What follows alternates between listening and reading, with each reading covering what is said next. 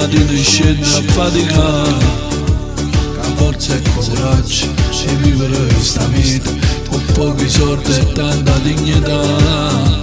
Tenimmo sempre cuore di zucchero, pure se è troppo amaro stare alla realtà. Se volte ci può scendere in alto, ci nascondiamo per non far vedere. Noi siamo Napoli, volimmo troppo bene a sta città. Noi siamo Napoli, per noi è come se fosse mamma. Non siamo solamente pizza e mandolino, e figli nostri vanno a scuola ogni mattina. Oh sole mio è stato sole tutto quanto, non siamo malamente. Noi siamo Napoli, teniamo solo mare, mare gellino. Noi siamo Napoli, e la nostra è sempre meglio carettolina.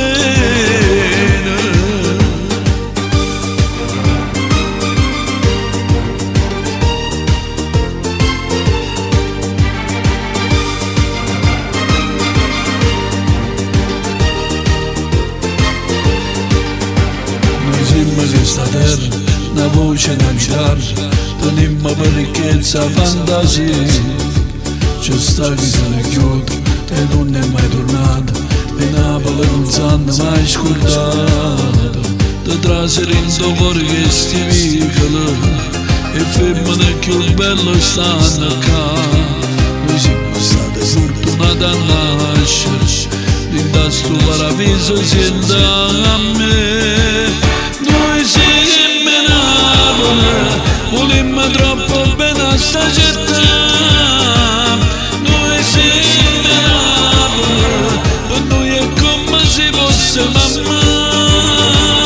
Non siamo solamente pizza e mandolino, e figli nostri vanno a scuola ogni mattina.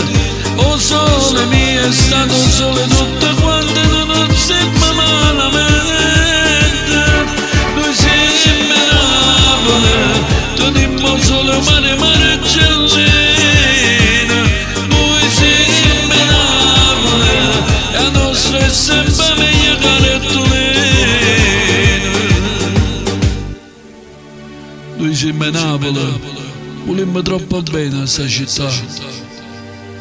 Noi siamo Napoli, per noi è come se fosse mamma.